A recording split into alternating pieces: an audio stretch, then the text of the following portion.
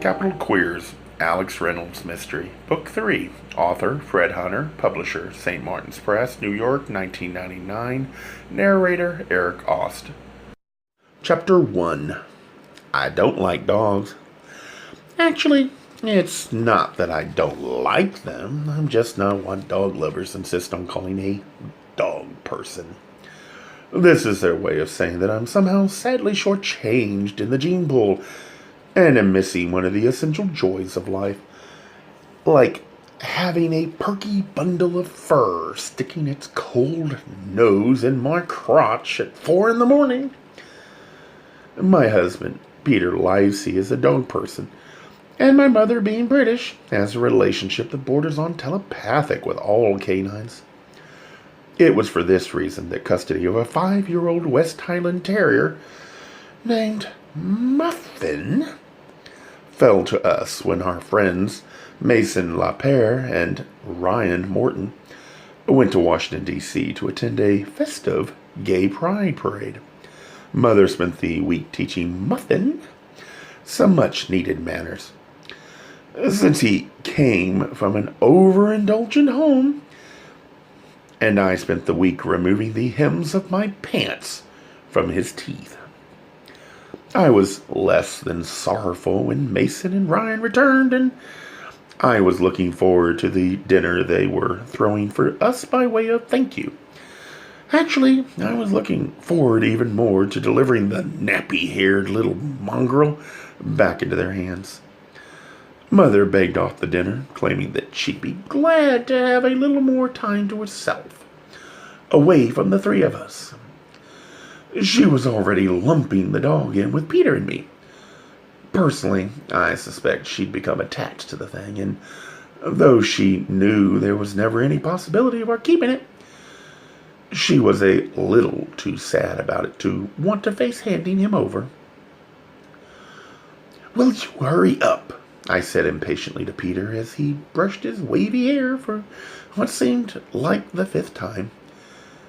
Peter's not really vain, but he pays an awful lot of attention to his hair. "Just can't wait to give Harvard a little Muffin, can you?" he said, his reflection smiling at me in the bathroom mirror. "Do you really hate him that much?" "I don't hate the dog. It's his name. What were they thinking of? They branded him for life, like people who name their sons Lance and then expect them to be straight." Peter laughed as he laid down his brush and took one more look at himself in the mirror. I marveled once again at the contrast between us. Peter's olive skin as opposed to my fairness, his very dark brown hair next to my blondness, and his natural calm next to my perennial fidgety. It's his serenity that amazes me the most, especially because ever since we became part-timers for the CIA, I've certainly given him enough to fidget about. "What are you so nervous for?" he said. I noticed for the first time that his expression had turned to concern. "Nothing," I said, leaving the bathroom. Peter followed, switching off the light behind us. "Is it because of Mason?" I stopped in my tracks. I guess that's what comes from being an old married couple. Peter sometimes demonstrates that he knows me so well it makes me comfortable and uncomfortable at the same time. "In a way, but not like you think," I replied. I wasn't thinking anything bad. I just thought it was because of his HIV. When he came right out and said it, it sounded bad. "But it's not what you think," I repeated anxiously. "Honey, I know you're not afraid of people with HIV. You've certainly been around them enough. What makes Mason different?" "I don't know. I think it's because I've known him so long. I don't understand what's going on with him, and it makes me nervous." "How do you mean?" I sucked in my lips for a second or two, trying to think of how to put it. "Have you noticed that he never really says anything about it? I mean, about his condition?" Peter shrugged. "He probably discusses it with Ryan." "Yeah, but I've known him for years. When I'm around him now, I feel like there's a rhino in the room and we're all pretending it's not there. I don't know. I feel like grabbing him by the shoulders and shaking him. Do you understand that? Peter's green eyes surveyed my face lovingly for a moment before he said, Yes, I do. I bet you know he has to deal with his illness in his own way and in his own time. Yeah, I know. So do I, and someday I might have to say something to him about it. Peter's forehead creased just slightly. I smiled at him and added, But not tonight. Good boy, he said, giving the upper part of my back a quick rub with his palm. And then, trying to lessen my anxiety, he added, You know, I think what's really worrying you is the prospect of seeing Mason's collection again? I heaved an exaggerated sigh, rolled my eyes, and said, Oh, please, God, spare us. And don't you say anything that'll get him started on the subject either. Peter smiled and began to whistle. Oh, you beautiful doll. As we descended the stairs, I was just about to smack the side of his head when I spotted Mother by the door, beaming down at the dog, who gazed back up at her with sparkling eyes, his tail wagging so violently I expected his ass to fall off the ground. Mother has that effect on most men. Around the dog's neck was a tacky rhinestone necklace that Mason had bought for him because he said it made the dog look like Zaza Gabor.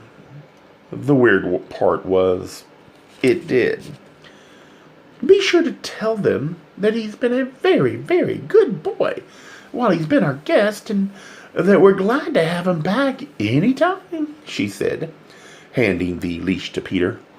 At the end of our sidewalk, the dog gave a jerk to the leash that momentarily stopped us. He was turned around and looking back at the door to our house, where Mother stood waving. Tom, Muffin, you be a good boy. Peter tugged at the leash, and I rolled my eyes again. Muffin! Cried Mason as he opened the door.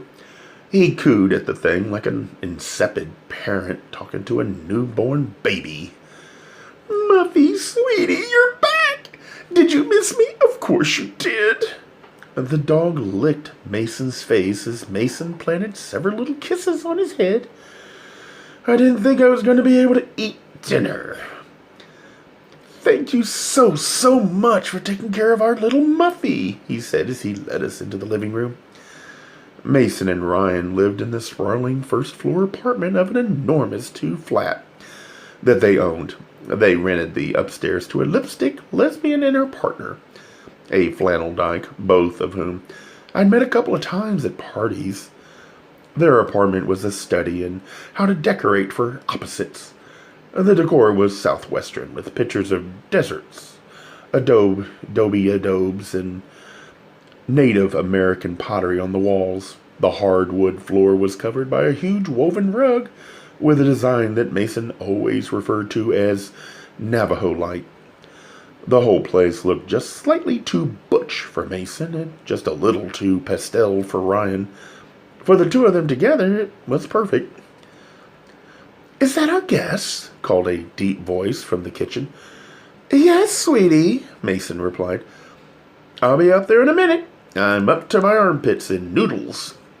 Mason smiled and with exaggerated weariness said, He's so déclassé.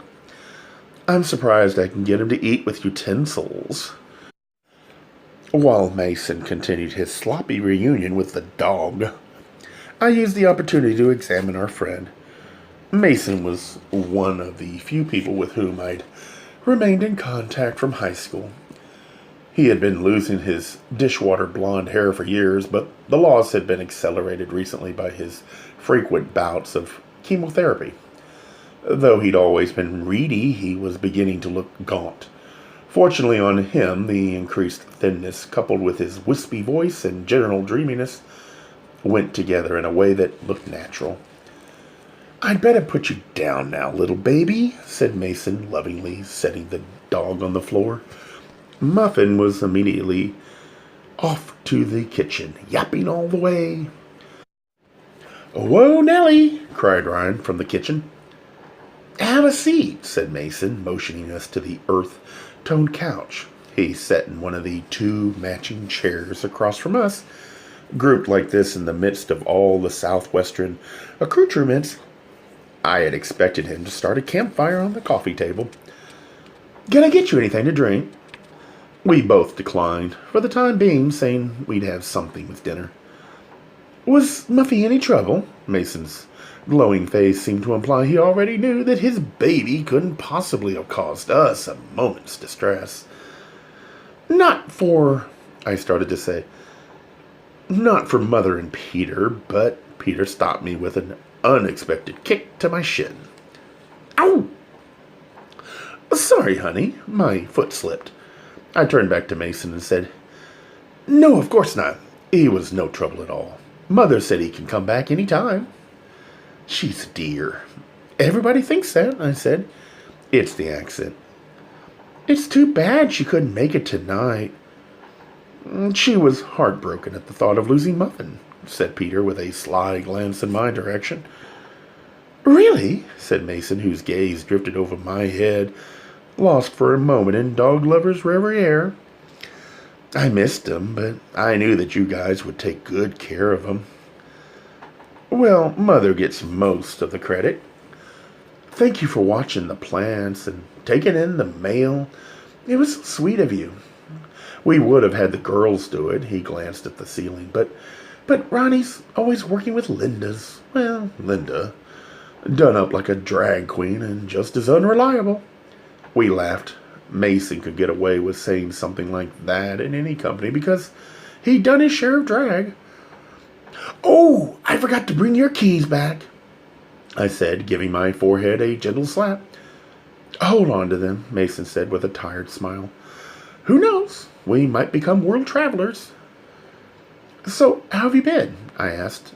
Peter shot me a glance. "Oh, great. And we had a wonderful time while we were away," Mason replied with a flip of his hand, apparently meant to dismiss the subject of his health. "I can't wait to tell you all about the parade. It was a hoot. Although between you and me and the lamppost, it's gotten way too political. I long for the tacky glamour of yesteryear," he sighed. At that moment, Ryan Morton walked into the room. He was a stark contrast to Mason. Ryan is very straight-looking with short black hair, thick eyebrows, and thick lips, and muscles that had been finely tuned at a health club.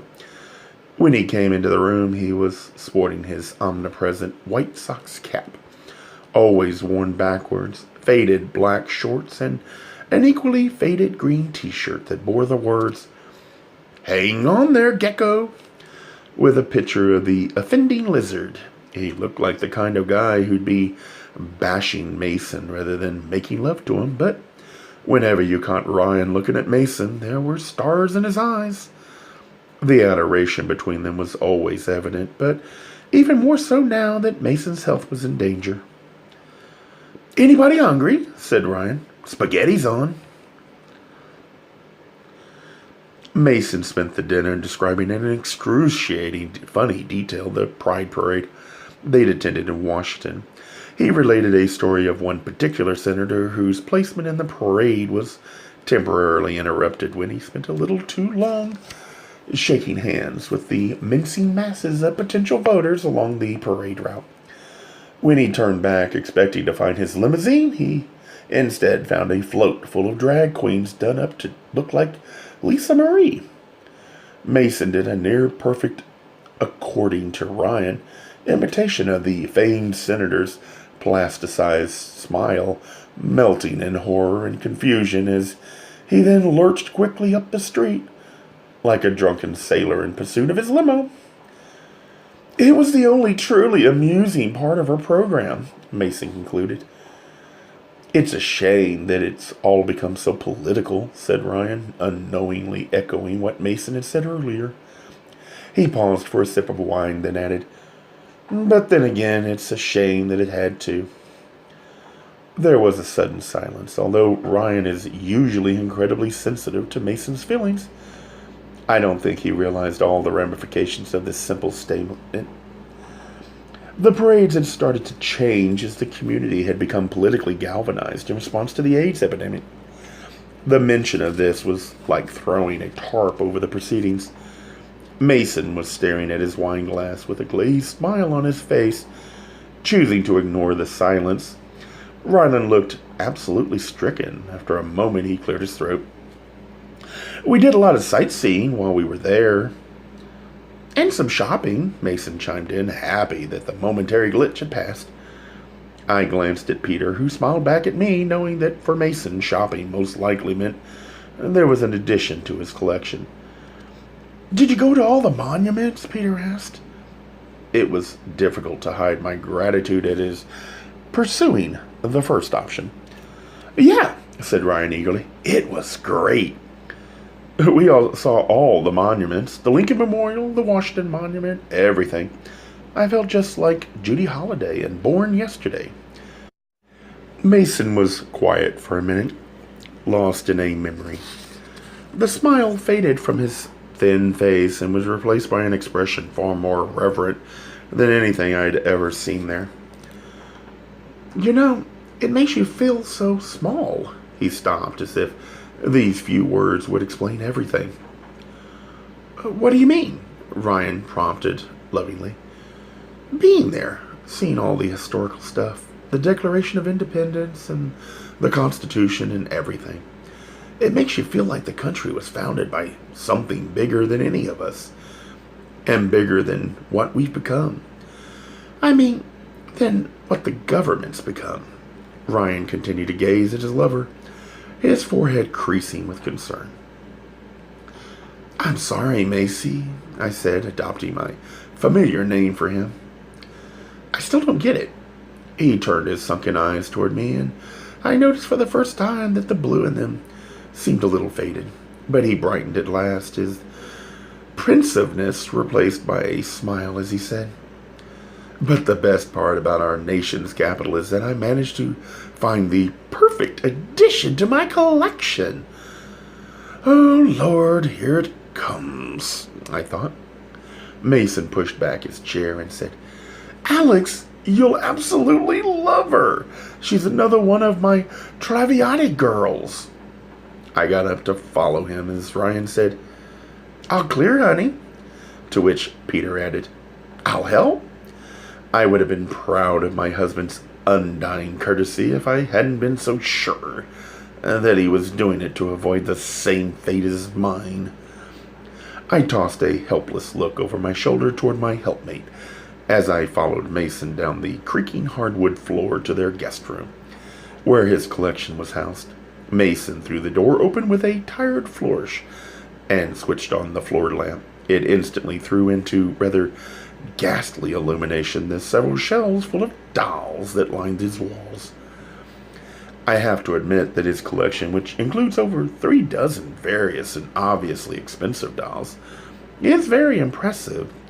But I'd seen them before, and the way Mason doted on them set my teeth on edge.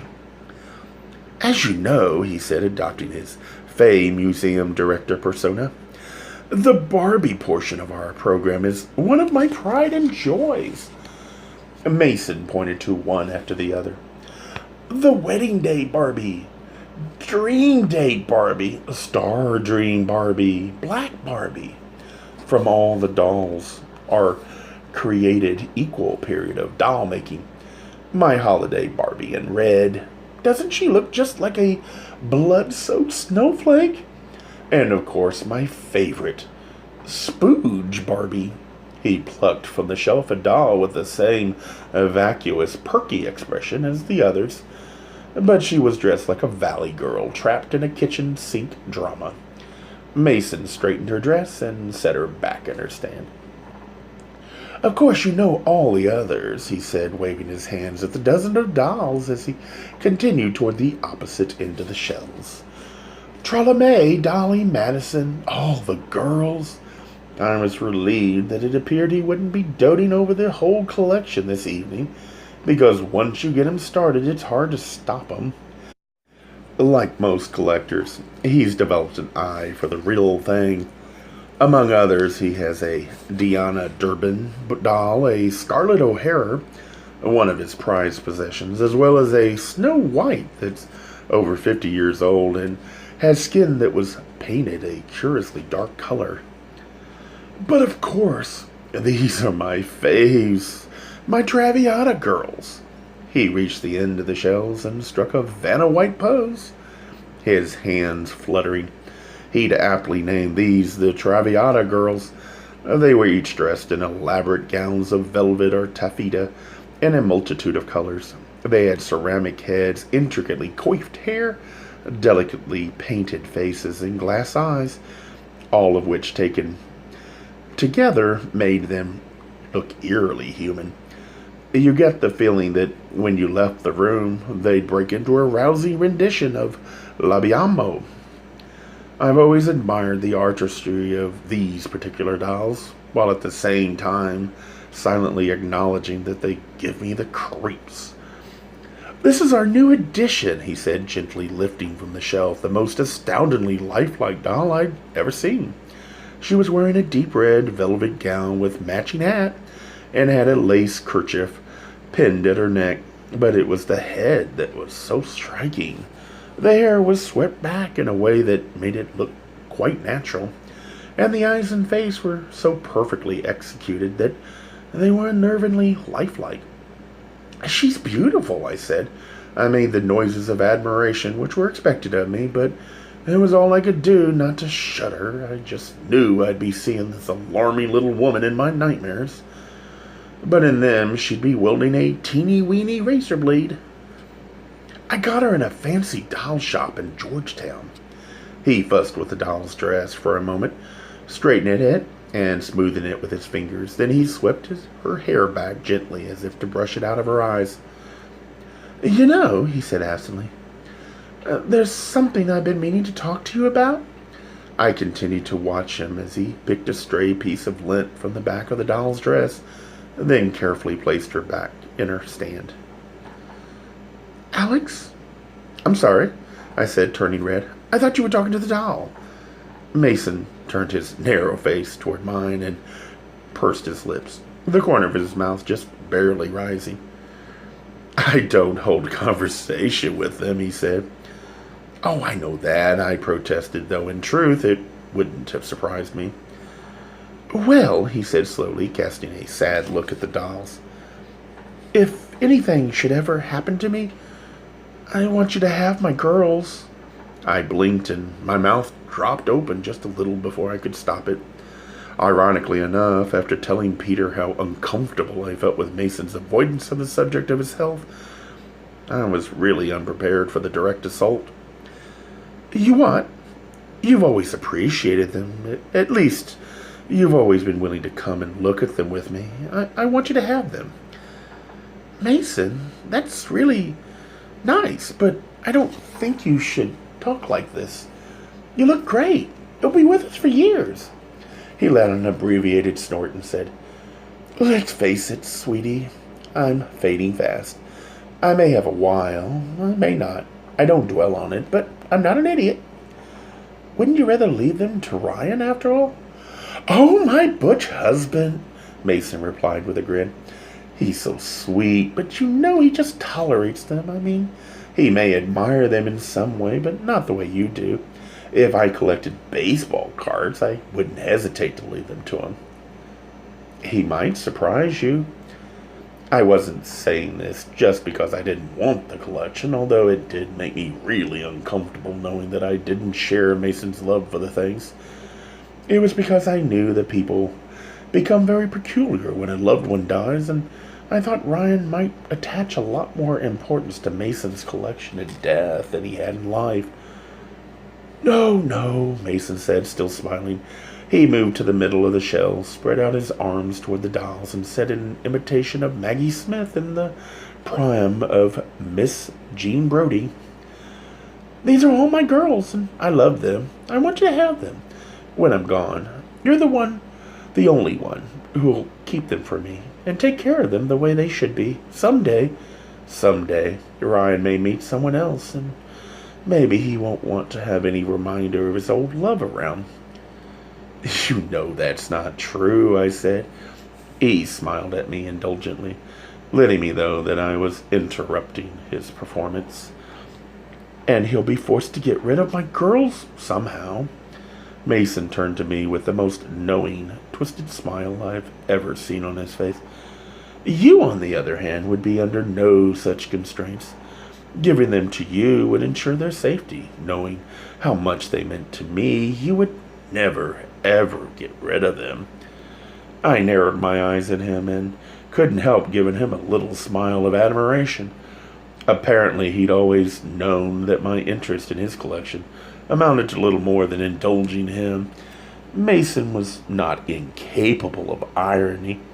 Even when it came to his own end, he'd hit on the perfect plan for getting back at me.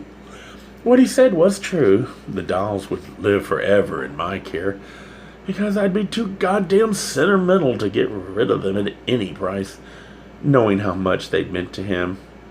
He wasn't willing me the dolls, he was cursing me with the damn things. And from the look on his face, he was enjoying himself. But you wanted him to talk about it, said Peter as we walked home. I didn't want him to talk about leaving me those demonic little icons, I replied. Peter couldn't help but laugh at this. Mason always did know how to go straight for the gut. But you know I wasn't kidding when I told him I thought Ryan would want them. His smile faded a little. I know. And I think you're right. We walked on in silence for a couple of minutes. Then I said, So tell me, honey, if I died, would you be sentimental about my things? The left corner of his mouth slid upward, giving his profile a sly cast. I promise that if I ever lose you, I'll have your Moldorama souvenir likeness of Mount Rushmore put on a chain which I'll wear around my neck for the rest of my days. Jerk, I said, giving his shoulder a playful slap. That souvenir will come back to haunt you. It already does. Gay Mysteries Audiobooks. I think it is easy to hate a label, but a face humanizes the word. So this effort is twofold. To offer comfort to those like myself that your world didn't end because you don't fit into the view of acceptable society on both sides. And in hopes of helping those with family that are LGBTQ, that it doesn't mean we are aliens from the child they once knew. Reassure them so they can maybe be supportive at the same time, being true to their values.